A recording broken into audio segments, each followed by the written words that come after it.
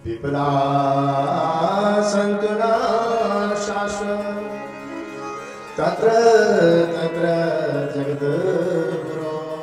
हे परमात्मा, इस पूरे सृष्टि है तू मेरी गोद में डाल दे। ठाकुर जी रो पड़े, भगवान रो पड़े। भगवान बोले बुआ तू सुखी थी कब? आपका पूरा जीवन तो दुख में निकल गया, सुखी थी। महाराज हम आप सब है ना, रोज प्रार्थना करते हैं, सब क्या कहते हैं, सुख संपत्ति घरावे कष्ट मिटे तब। बुआ कहती है प्रभु कृष्ण संसार का जितना भी दुख है ना तो मेरी झोली में डाल। क्यों? तो बुआ जी कहती है गोविंद कि जब हमारे जीवन में दुख था तो आप हर घड़ी हमारे साथ रहे, और जब हम राजा बन गए हैं, सब कुछ मिल गया, तो आप हमको छोड़ के जा रहे हो। हम ऐसा सुख में, ऐसे करोड़ों अरबों खरबों सुख कुर्बान, हम ऐसा सुख नहीं चाहते। हमारे जीवन में दुख रहे, दुख बना रहेगा, आपकी याद बनी रहेगी, दर्शन देते रहो।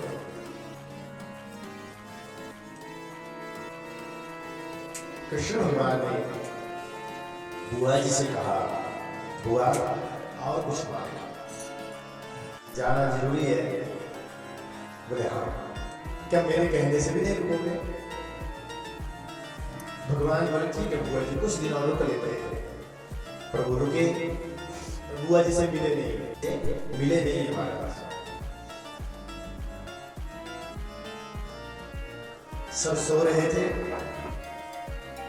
कृष्ण भगवान घूम रहे हैं, देख रहे सब जगह। युधिष्ठिर जी महाराज रो रहे हैं। भगवान गए, अरे बड़े भैया आप राजा बन गए और अब भी आप रो रहे हैं, क्या योजना बनाई जा रही है?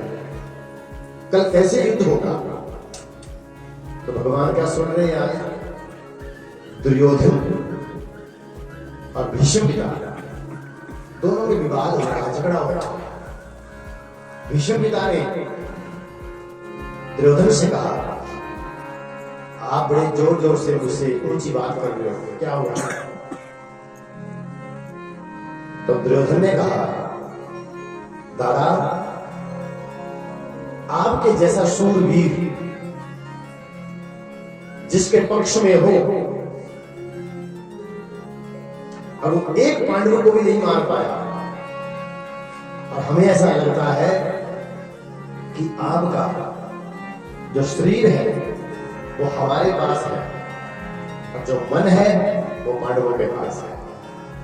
भीष्म पिता बोले दुर्योधन मेरे ऊपर लांछन लगा रहे हो आप?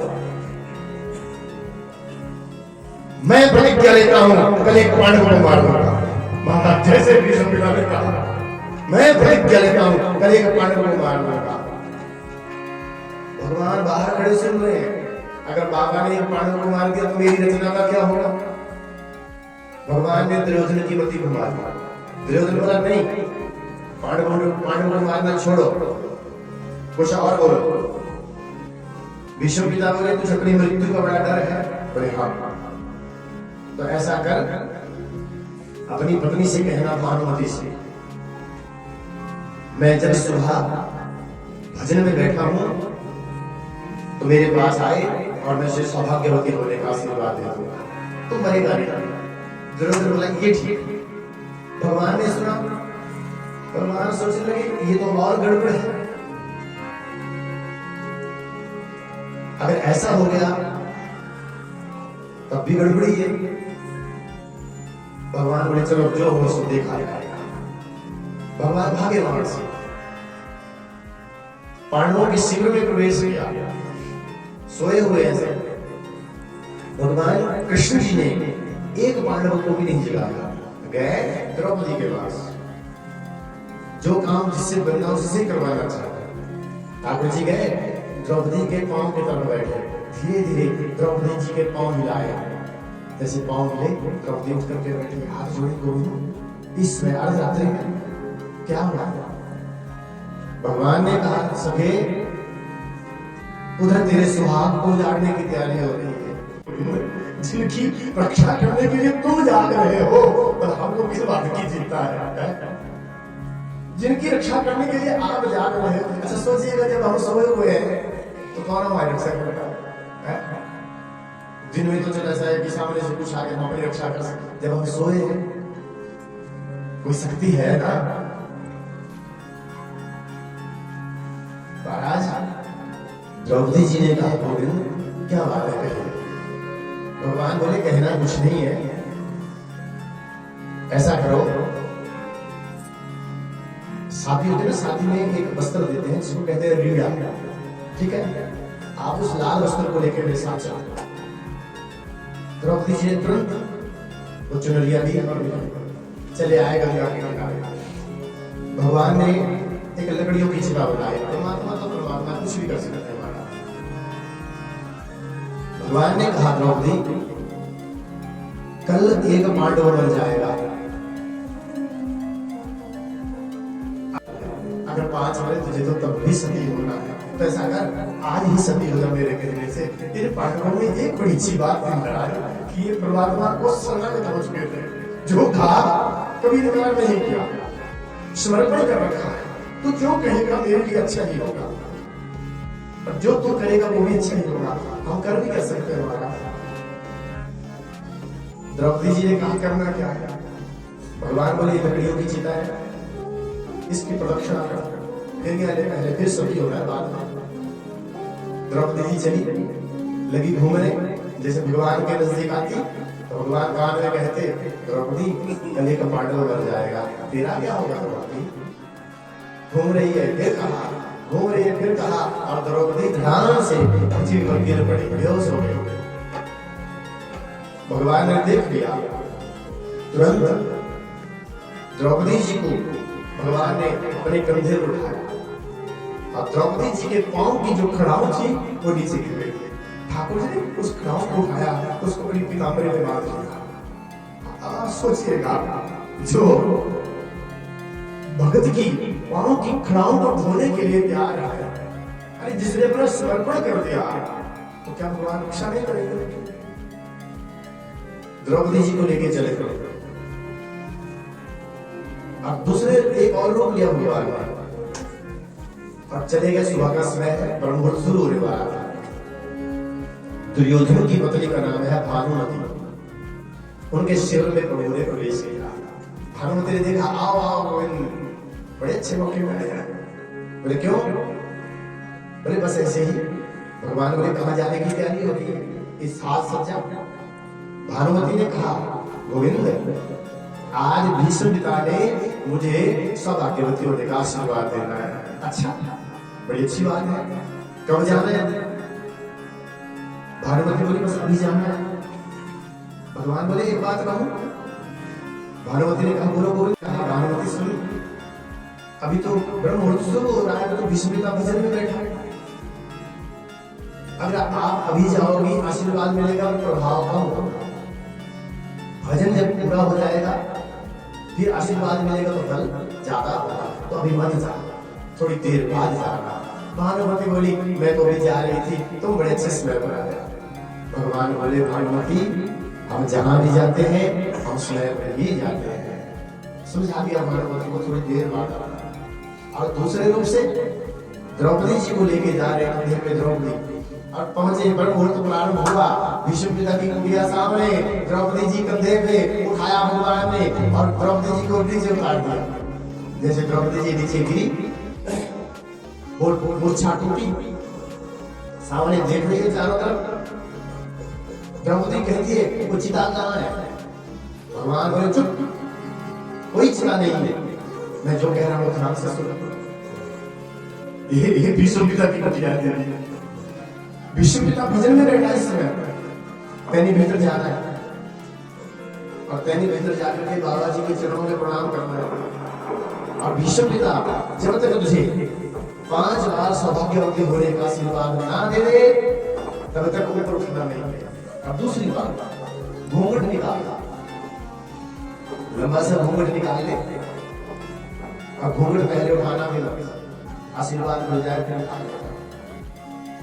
और भीतर जाना तो चूड़ियों की छनकार कर देना ताकि विष्णु पिता को पता लगे कि सौभाग्यवती स्त्री आई है।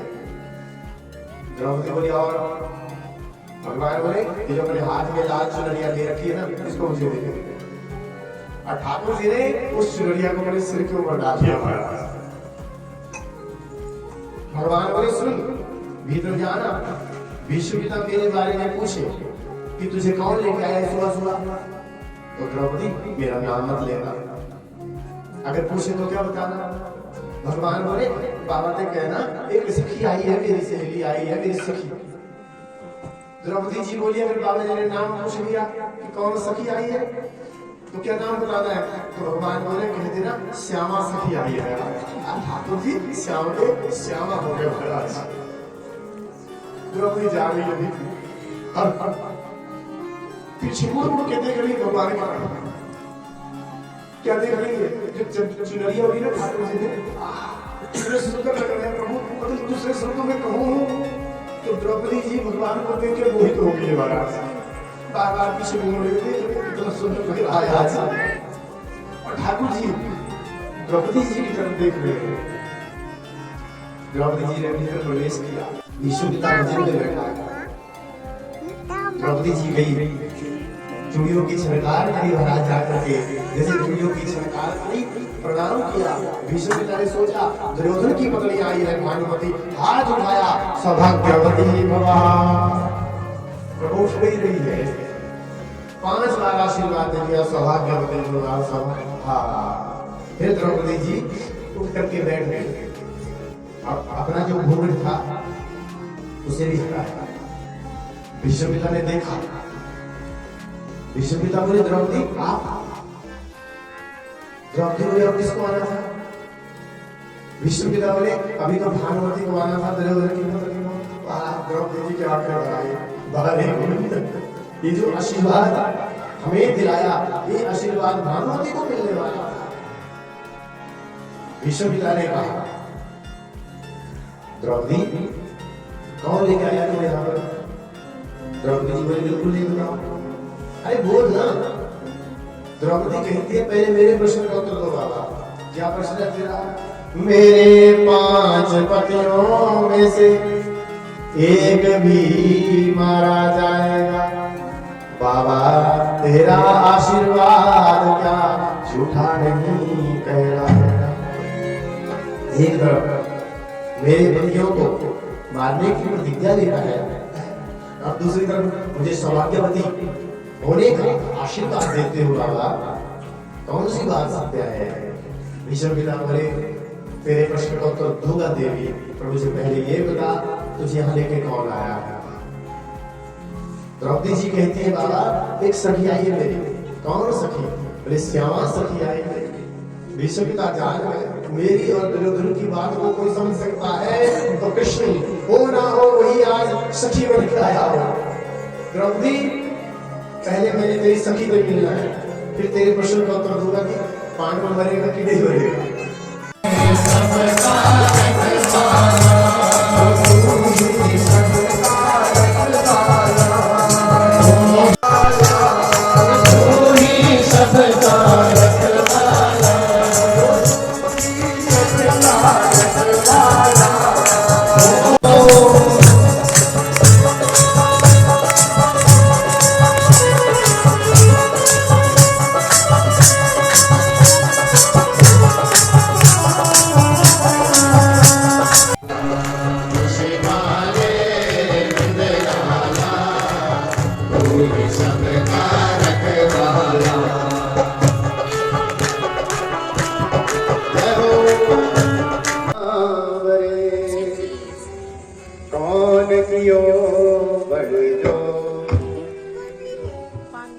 राधा रानी ने कहा